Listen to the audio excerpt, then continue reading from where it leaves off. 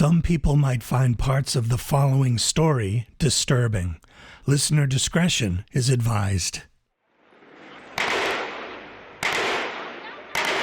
Everyone in Mumbai, India, and many millions of people around the world remember where they were on November 26, 2008.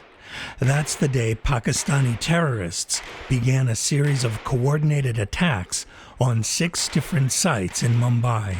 The Indian response, while courageous, was also chaotic. It took repeated assaults to root out the attackers who seemed to know their way around the buildings. Journalist and Mumbai resident Rima Lokesh remembers it well. Taj was under attack, Oberoi's was under attack, Leopold was under attack, VT Station was under attack, Kama Hospital was under attack. 5 major destinations of Mumbai. Huge ones. Then Nariman House. Melech Vishwanath, another Mumbai native, was in New York. Vishwanath was called to Chabad headquarters to translate between Chabad leadership and one of the terrorists inside Nariman House in Mumbai, run by Chabad emissaries Gabi and Rivki Holtzberg. There was an aura of unreality over the entire proceedings at that time. And then slowly over time, news came out.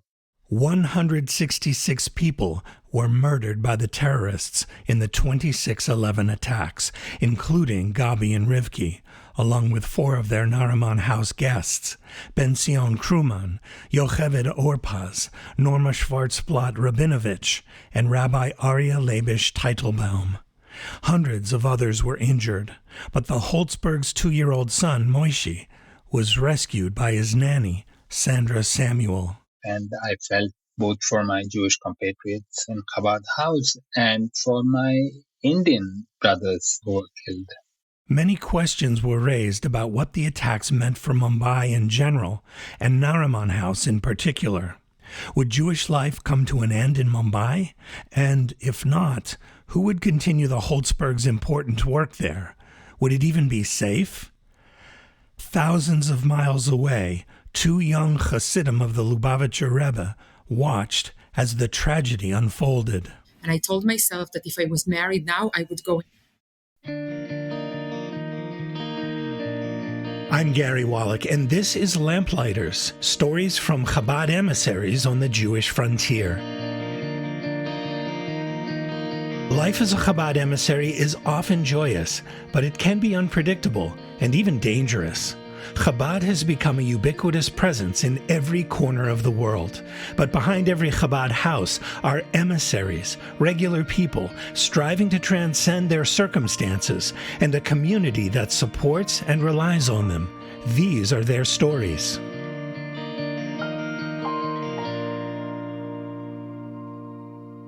Back to our story in a moment, but first I'd like to tell you about a great opportunity.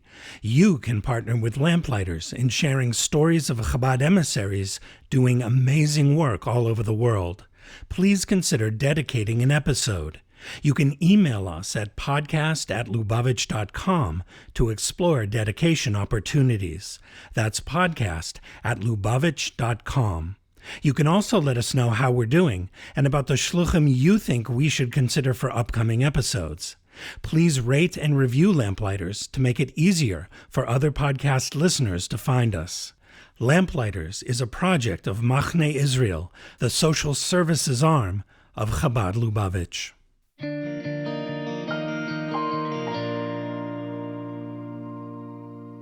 Israel Kozlovsky grew up in Jerusalem, where he attended Chabad Yeshiva, followed by learning in Lod, Kfar Chabad, and Crown Heights.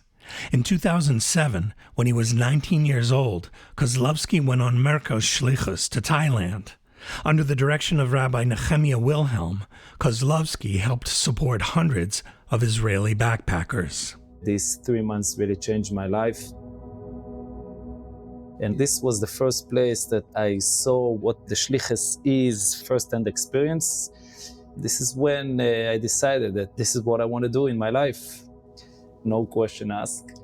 The following summer, Kozlovsky was in the Bangkok office of Rabbi Yosef Chaim Cantor when the phone rang. Cantor told him, He told me, Israel, it's Gabi Oldsberg on the line, and he needs someone to come. Would you go to him? So I remember myself saying to him that, Rabbi Cantor, I will go anywhere in the world on shlichus, but India. Kozlovsky says he'd had a very traumatic experience with an Israeli tourist who overdosed under his watch in Thailand. He had heard that drug use was a problem for some Israeli backpackers visiting Mumbai. I said, I can't bear it. I will go anywhere in the world but India. But how the expression goes, never say never. Chaya Kozlovsky also grew up in Jerusalem and knew she'd someday go out on shlichus. Like many other Chabad girls, I did camps around the world. I went to Russia many times. Chaya was in her third year of seminary in Israel when she and her classmates received news that the Chabad house in Mumbai had been attacked by terrorists. Back in the U.S., Israel Kozlovsky was following the news of the attack. I remember going to shul that Friday. We already knew the outcome, and everybody's faces were like a mini Tisha B'Av. Gabi and Rivki were lost. But what would happen to Nariman House and to Jewish life in India? The wheels were already in motion. Israel and Chaya met in New York, where they were both completing their studies. After just a few meetings, they were engaged. They were married in August of 2010 in Jerusalem. In their first year of marriage, she worked as a teacher in the Old City, while he studied for smicha. And life was beautiful. After about a year, we decided that we want to go on shlichus. And we really wanted a place that will be a challenge for both of us. So we started looking. So where do you hear about places to go on shlichus? So it's usually in shul. Almost every Friday night, I would come back from shul and I would tell Chaya, we have this place, we have that place, there is an opportunity there. In Russia, in Central America, in Israel, there were many, many offers. And I always thought I will be in shlichus in Russia. So Russia wasn't challenging enough for you? My husband can't bear the cold. From afar, Rabbi Chaim Eliezer Ashkenazi, chief rabbi of Thailand, had been running what was left of Nariman House since the attack. In June 2010, Rabbi Chanoch and Leiki Gechtman took over operations in Mumbai on a temporary basis. One Friday evening, Rabbi Israel was at shul in Jerusalem. So was Ashkenazi. And davening starts, and when we danced in the Chodeidi, he comes over to me, tap on my shoulder, and says, Israel, you said you want to go on shlichus? I said, yes. He said, so go to Mumbai. Kozlovsky says he was stunned. Ashkenazi was looking for permanent shluchim. Kozlovsky walked home, wondering if Chaya would agree to go to India. And I say, Chaya, we have an offer to go on shlichus. I said, okay, what's now? He says, no, but now it's serious. Mumbai. Chaya urged her husband to accept Ashkenazi's invitation to talk more after Shabbos. Okay, so Sunday morning, I go to meet him in a hotel in Yerushalayim, and I'm driving my moped, small moped, and I get to the hotel, and I walk into the room, and I'm shocked. Around the table is Rabbi Kotlarski, of blessed memory, and Rabbi Cantor and Rabbi Ashkenazi. Rabbi Moshe Kotlarski was vice chairman of Merkos Le'Inyinei Chinuch, the educational arm of Chabad Lubavitch. I wasn't expecting it. So they tell me they want to speak with me in English to test my English conversation capability. I said, okay, I can speak to you in any language you want, as long as I know it. So Rabbi Kotlarski said, so when are you going? We had a very baritone voice. So when are you going? I said, going where? So he told me, I heard that you are going to Mumbai on shlichus. So I said, I don't know anything about Mumbai. Rabbis Kotlarski, Cantor, and Ashkenazi had seen qualities in the Kozlovskys that they felt qualified them for the task. Whatever resistance the Kozlovskys might have had about India fell away. When I said anywhere but India, I was in a trauma from the incident that I had. But the shlichus, the opportunities, and what can be achieved over here is limitless. So yeah, it changed. The Kozlovskys arrived in September 2012 to see Mumbai for the first time. Chaya remembers how their excitement was mingled with trepidation during their initial visit to Nariman House. There was still blood on the walls, broken pieces of furniture that they had, pictures on the floor. We saw the shooting holes, the RPG signs, marks. And there was no staircase because during the attack, they exploded the staircase. So it was very hard to walk. I remember seeing Rivki's shaitel head, the head you put the shaitel on. It was a mess. It was a mess. And it was very emotional. I could really understand everyone who didn't want to go there at that point of time. I couldn't rest after. Chaya went back to Israel. Her husband stayed in Mumbai for another week. When he returned, the Kozlovskys agreed to move to Mumbai permanently. Listen, we knew that we want to be in a place that we can have an impact. And this is definitely a place with a big potential for impact. Israel and Chaya returned for good just before Purim 2013. Purim was huge and amazing, many people. We had nice crowd. And then after Pesach, the season ends in Mumbai. No travelers for 6 months. And no one came because we were not in a building. Nariman House was still badly in need of repair, so the Kozlovskys were staying in a tiny apartment. People didn't know us. They didn't know where we are hiding. We thought, what are we going to do over here? We knew that Gabi and Rivki have done so much. The Holtzbergs had accomplished so much in their 5 short years in Mumbai. They'd purchased a beautiful 6-story Chabad house in a thriving neighborhood. They'd built a mikveh, a kosher restaurant, and guest quarters. They ran drug prevention programs, Torah classes, and provided Shabbos meals for hundreds of guests. They'd hosted thousands of tourists. Here's Rabbi Gabi talking in 2006 about the impact he and Rivki had already made in Mumbai. Hundreds of people have the ability to eat kosher food every week. Dozens are praying with the minyan. Thousands of Torah classes and lessons for both children and adults were given. Many youngsters were able to keep Shabbat and festivals. It would take a huge amount of work for anyone to revive what the Holtzbergs had begun, and that would take time. But the Kozlovskys drew inspiration from the Rebbe. The Rebbe always explains that the purpose of descent is ascent. The purpose of Yerida is only letzorech aliyah. So I thought to myself that we are going now to renovate the Chabad house and bring it to its previous glory, but that's not a good enough answer. That's only bringing it to what it was before. So I had the idea to create a memorial and educational center that will use the story of the Holtzbergs and the story of the massacre to influence people to act for the betterment of the world. The rebuilding process over the next 4 years was tumultuous. The Indian government had seized Nariman House, citing structural and compliance issues. Legal battles ensued, but when the Kozlovskys got to work, the community and the Nariman House began to come together.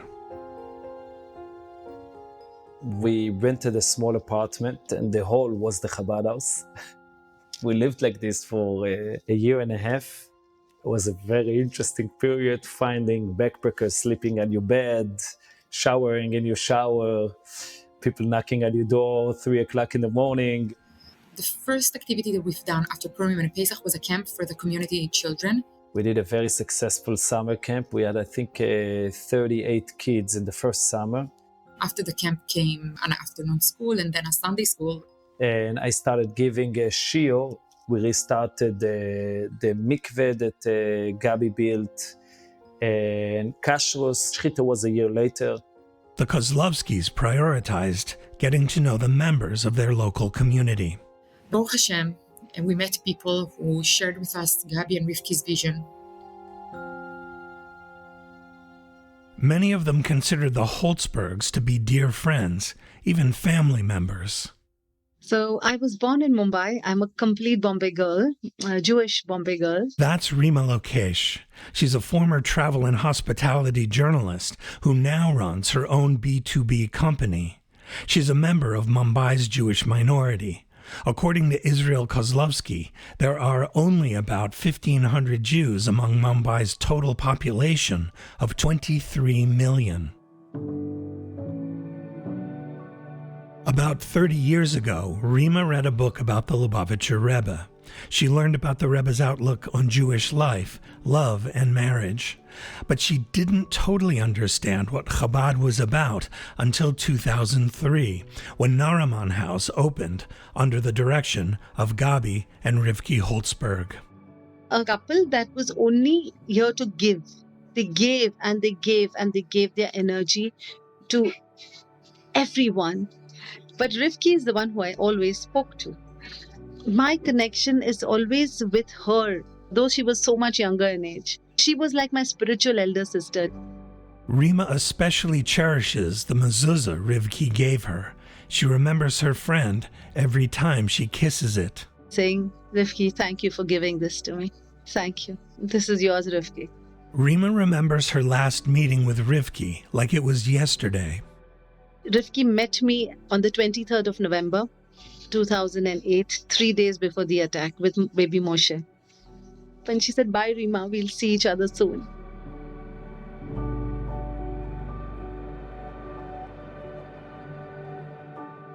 But Rima says the pain of losing the Holtzbergs began to ease somewhat when the Kozlovskys got to work. Rima especially loves the Kozlovskys' annual Hanukkah celebration, featuring a menorah lighting at the Gateway of India, a majestic arch on Mumbai's waterfront. And Rabbi Israel does it with such gusto, with so much spirit, that Gateway of India going crazy and singing songs. And, it's amazing, Gary. This is what they have brought to the city, which is a different level of fun. Melech Viswanath was also born in Mumbai. He's a professor of finance and economics at Pace University in New York, but he visits Mumbai regularly. He had a close relationship with Gabi and Rivki Holtzberg. Viswanath agrees that the Kozlovskys are worthy successors to the Holtzbergs.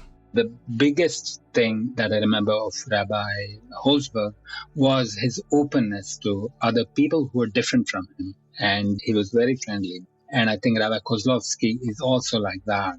Very welcoming to Indian Jews and to Indian non-Jews as well.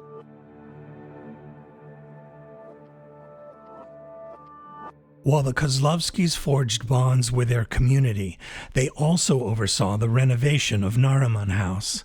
That required a lot of planning, hard work, and fundraising. It also required resolving compliance issues. The foundation, badly damaged during the attack, was stabilized and strengthened. Nariman House's kosher kitchen and restaurant, offices, and synagogue were renovated. Nariman House was formally rededicated on August 25, 2014. About 300 visitors from all over the world, including the father of Gabi Holtzberg, attended the ceremony, as did Melech Viswanath and Rima Lokesh. The atmosphere was somber, solidarity, sad, joyful. It was a mixed bag of emotions that day. And there were speeches about the Holtzbergs, and it was full of life and ruchnias. A very positive attitude for the future. Ken Jacob was also there. Jacob is an independent compliance director. He became involved with Nariman House in 2016 and was instrumental in its rebuild. It was a joyous occasion, no doubt about it. The whole purpose of planning to destroy it has not worked. All of us are still here.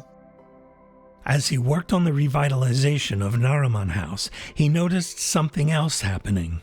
My involvement increased more after the attack, and slowly, steadily, I got more and more attracted towards the Chabad way of living. And when you see the actual place, it becomes a personal mission. Chaya and Israel Kozlovsky were just as energized as their guests were by the rededication of Nariman House. I saw people going up and down the building. They can't believe what they're seeing. People thought literally that Chabad will close up, finish, and leave the country forever and ever. And they were walking up and down. Their eyes are big, looking what's going on.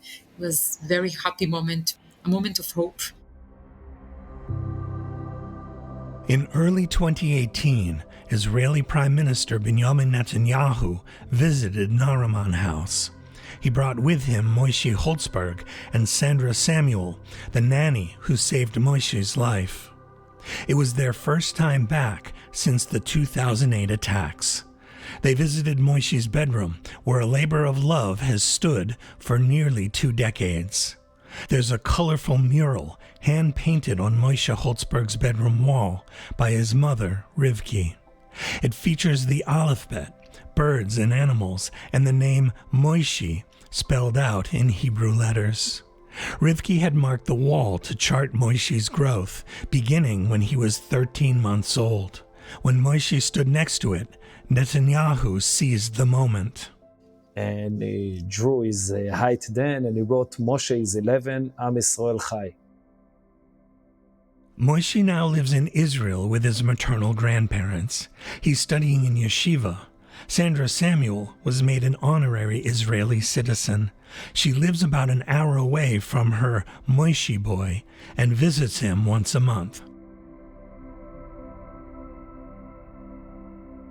In November 2018, on the 10th anniversary of the attack, Nariman House was renamed Nariman Lighthouse by Israel and Chaya Kozlovsky, and a memorial was dedicated to the memory of the 6 souls who were murdered there, and to all the other victims of the 26/11 attacks.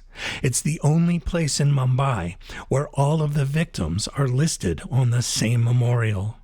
But the building is more about the future than it is the past. Today it's a buzzing center of education, of fun, of religious learning in a very beautiful way, of Pesach, of Shavuot, of Sukkot, of Rosh Hashanah, everything. This place is happy again, and it's colorful, it's cheerful, it's full of flowers. And the kitchen is buzzing. So many expatriates coming, backpackers coming. The place is buzzing again to the ultimate. Before COVID, the Kozlovskys were getting about 10,000 visitors a year. The numbers are now almost all the way back. Rabbi Israel says he now meets with more tourists than locals, but new emissaries, Rabbi Uri Bloy and his wife Mushki, focus on the locals. The Kozlovskys now have 40 kids in Sunday school classes, with 17 in their daily Hebrew school. Ken Jacob's son was one of the first to enroll. Here is a school where he'll get to know about the Jewish values, he'll get to know about his Jewish identity in a more stronger manner. Chaya has started a program for the ladies. My wife joined it. Rabbi Israel takes a class every Thursday regarding the Rabbi's teaching.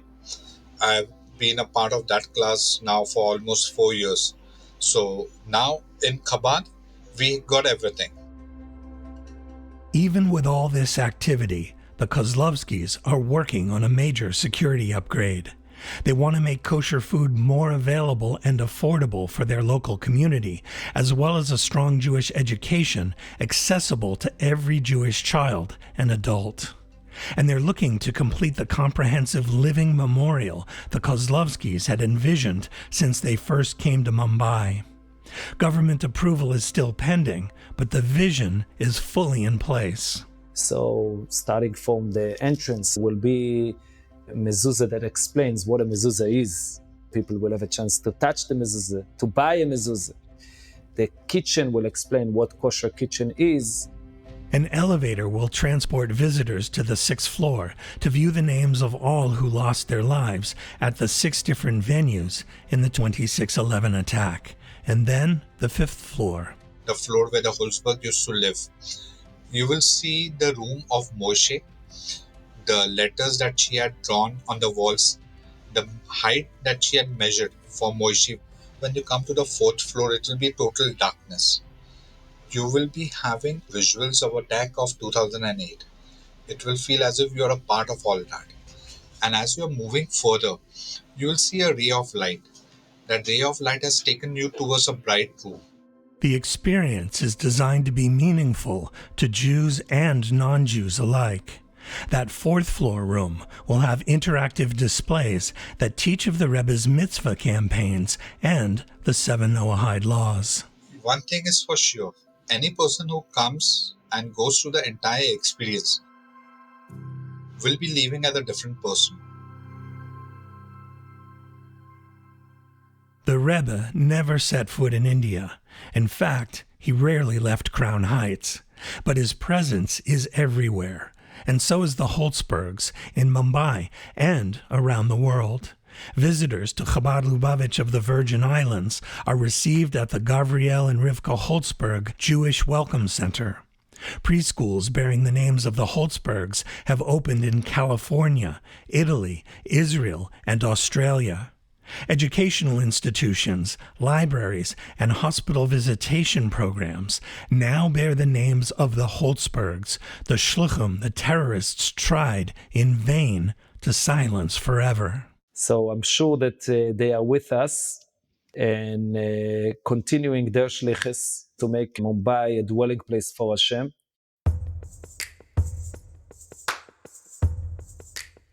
Rabbi Kozlovsky, I wonder if when you were thinking about shlichus and you said anywhere but India, whether you really meant nowhere but India. Am I right? I definitely did not say it, but Hashem said it. Never say never, right? Whenever I want to get something, I say I'm never going to get it. And then Hashem shows me the way. I never want to be a billionaire. Person that is coming to Chabad is getting connected to the Rebbe. Person that decides to do goodness to one person is getting connected to the Rebbe. Not only Jews also non-Jews are getting connected to the Rebbe. The Rebbe is in Mumbai in a big way, in a very big way. The Kozlovskys didn't just rebuild a building, and they didn't simply continue the work of the Holtzbergs. They restored hope and Jewish life, and they added their own light to a Mumbai diminished, but only temporarily, by darkness. Their story is a testament to the good created by saying yes to a worthy mission, even in the very place about which Rabbi Kozlovsky once said, anywhere but there. And we hope that with all the communal efforts all around the world, it will be materialized and bringing Geula into yourself and the entire world. And when the redemption finally comes, what will you do and what will happen to Nariman Lighthouse? It's a holy place. It's a Makom Kadosh. Gabi and Rivki, I'll give her back the key. I'm Gary Wallach. Thanks for listening to Lamplighters, stories from Chabad emissaries on the Jewish frontier. We welcome your questions and comments about what you've just heard on Lamplighters. Please email us at podcast@lubavitch.com.